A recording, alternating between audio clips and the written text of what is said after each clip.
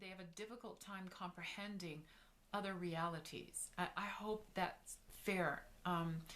The only combination that's a little bit more intense than that one is if you add the North Node to it. And a lot of people were born with Neptune, North Node, and Jupiter together in their chart.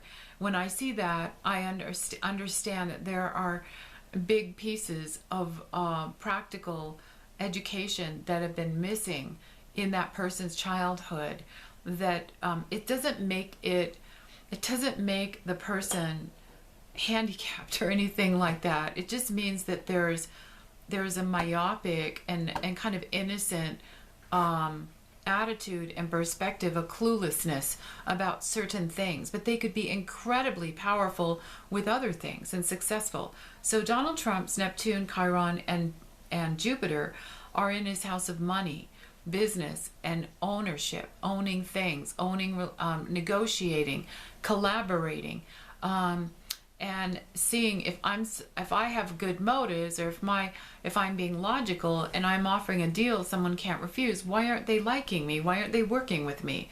So it might be an innocence or a naivete or stupidity that no matter who the person is, if I just say this or that or throw in some trinkets, maybe they're going to be okay with me and like me and give me what I want. So Jupiter is magnifying the Chiron's weakness or naivete, and there could be, it could be happening in order to bring that to attention. Like some people just cannot be bought or can't play ball that way or cannot be negotiated that way. And so it could even feel like an education, a serious, huge education of what to do when we're in that kind of position. Now, the perversion of Libra is warfare and oppositional polarizing between two sides, extreme. So this just needs a super amount of balance. Now, if you take this crazy Neptune in conjunct Jupiter aspect we were talking about and add it to Donald Trump's chart in the second house of having ownership over relationships, naturally thinking that he can, you could imagine this kind of confusion, backbiting, betrayal, one leak after another. Neptune rules leaks, by the way, is like throwing him or throwing his plans and creating an incredible amount of confusion over who to trust, how to negotiate, how do I navigate through this. And the Neptune is coming from his seventh house of Libra, relationship, negotiations, partnerships, collaboration, consulting, advising, and building relationships. So that's where the confusion, the deception, and the dysfunction is coming from, is trying to have these, it's happening in the relationships all around him. And so that's hitting him where he's already come into this lifetime being wounded. It's hitting his Chiron. That's where we've been wounded. So also possibly wrong advice, being given wrong advice, trusting the wrong people, or not knowing where to shift one's power or intention, or who to give one's power. So lots of change in cabinet, and change in the administration, change in press person, changes in administration. It's a lot. Shifts and changes are inconjuncts. All right, this is the one that I was the most concerned about. This is called Uranus square Venus, and it is it's already hit. It started the end of March and is peaking on May. It peaked May 6th, and it continues throughout the entire year and ends on February 24, 2018. And then he has a positive 2018 for the rest of the year with the Uranus trine some planets. So Uranus square means that you are being ostracized, alienated, and accused and attacked. It's a socially bad transit. It's an unpopular transit, and it won't be everybody. It'll be a few important individuals or situations, typically females, that are loud and vehemently opposing or pegging something that they do not like about this man. And I would probably guess that it's having something to do with some form of sticking one's foot in their mouth and saying everything that comes to their mind and not having good filters, judgment, or boundaries. And so the backlash is coming back at him now with that impulse to just say whatever is he feels. I think it's wonderful when I hear people being and doing that sometimes, because I actually think it's refreshing. And I really do. I have a hard time sometimes with how careful everybody has to be so that people aren't taking offense. When we could just have goodwill and be good-hearted, but say how we feel about things and be adult enough to have a nice conversation about it. I'm not talking about being abusive or hurtful, but this moon in Sagittarius that he has, that is ruling his Venus and Saturn in Cancer in the 11th house of the impact that he has on friends, social circles, and society, it can always go too much. Anyone with a moon in Sagittarius knows that they have to be careful how they talk and when they talk and what they say and how they say it, because they kind of shoot from the hip. So Uranus in a 90-degree angle is a rejecting transit. It's an alienating and like a prickly, like razor blades are flying at you. It actually feels, when you're on the other end of it, like black magic is hitting you 24/7, and you can't get it off of you, and you've got to discover, what did I do, what did I say, and how can I fix this quickly, because this is the amount of heat that I'm getting. Is it really matching the level or the degree of what I did wrong? It's expanded, magnified, and over the top hostility. Okay, so the worst dates of this transit, it's just getting started. Should have been somewhere between April 25 and May 15, peaking May 6. That probably was a really, really bad day for him. And it will return again on October 20 to November 15, peaking on November 8, and then continue to create this like a low-grade alienation all the way up to February 15th through the 24th, 2019. One must not be paranoid under these squares, but to reassess where one has been mistaken, where one went wrong, fix it, promise themselves that I'm going to fix this, and I'm never going to do that again. Seriously, and really be humble. This is not a time to be arrogant or push one's power. Or innocence, really. It's a time to reflect and to correct and to get straight and then say, I'm going to move forward, but I've learned a lesson. It still won't make the hostility go away, but it'll help shift the energy if the person would do that. Then in 2018, Uranus will trine the Mars and the ascendant. Actually, Uranus is trining the Mars right now. Uranus is trining his Mars for a little bit, May 20 through June 5. So he's on an international trip right now with Melania, and this trine is probably going to be making some major breakthroughs in certain areas that have to do with establishing business deals and something to do with territory, because his Mars rules the 4th house of real estate and joint resources of other countries, lands, the resources of the U.S. Uranus trine, a trine is good. Uranus trine means that there's a wide open door of accomplishing in a great way some very, very key goals and receiving a lot of respect and support and admiration, both sides of wherever he goes, whoever he's meeting.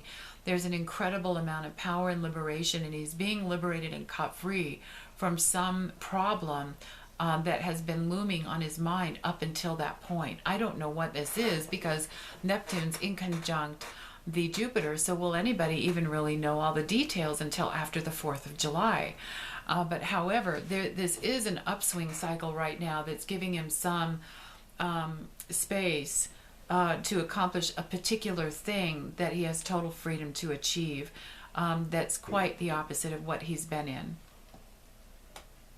This transit will come back again on all of March of 2018, and then continue Uranus trine ascendant in 2018, which is it's a positive for one's lessons that they've learned and becoming more savvy and more transparent and crystal clear with their level of maturity and experience suddenly of how to handle things, how to communicate, and how to express oneself in a new way. It's much more diplomatic. Okay.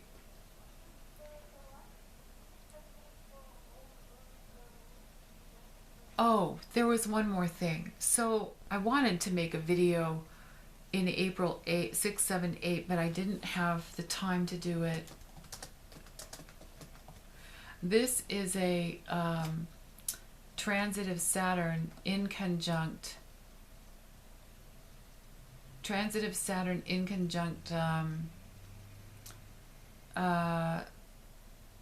President Trump's Venus midheaven and Saturn, and opposing his Sun, conjoining his moon in Sag. It's a theme, and it runs basically, it was running basically from April through November. Let me go back and give you the date it started. Usually a Saturn in an inconjunct, which is a 150-degree angle, or 150-degree angle. What it does is it creates a very bad disappointment in somebody that you thought you could count on. And our hands are tied, and we have no choice but to go around that individual and find someone else to help us fulfill the job or get something done. And it's a sad break of a friendship, or it's a sad, harsh misunderstanding that can take place. And so this transit is coming back again on May 20 through 29. So even though there's this brilliant and wide open, successful Uranus trine as Mars in Leo, that is opening the door in general for like being under an umbrella of some level of admiration, success, and respect, and negotiations, and building relationship on that level.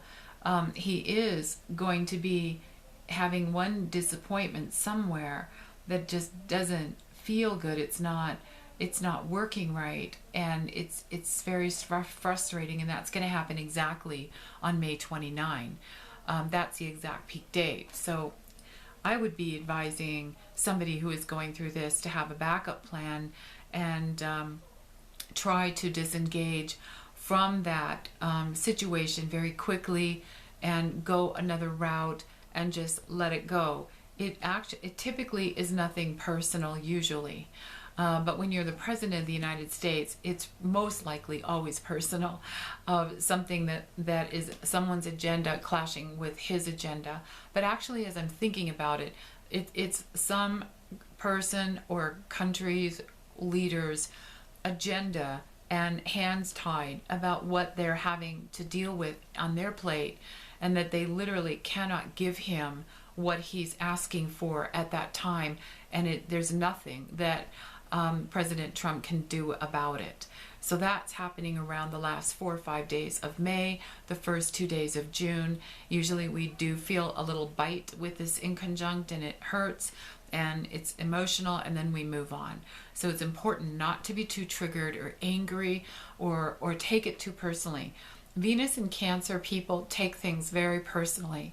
That's what he has in his chart, and because it's in the 11th house, that means that there were a lot of drama and of volatile, disruptive things going on throughout his life that kind of overstimulated the level of security, emotional balance, and happiness, and consistency that was going on in the environment around him. In other words, that was not happening, and so one becomes emotionally reactive But because Saturn is on his Venus, he tries to cap it. He tries to contain it and keep utilizing these emotions for something productive and concentrating on, well, if this is going to throw a curveball at me, then I'm just going to go out and create more security to take care of this vulnerability. So building more and more security, being driven to conquer and to own a level of security, which can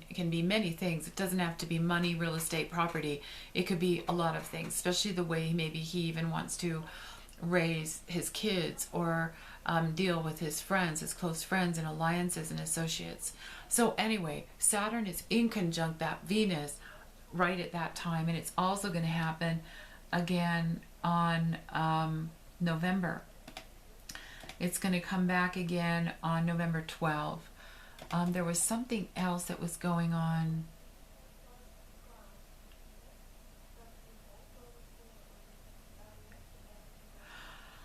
Oh yeah. He has another one. That one is more general. That one is totally understandable. It's called Saturn in conjunct Saturn. Many of you would relate if you went back and remembered when you personally went through these. I sure do.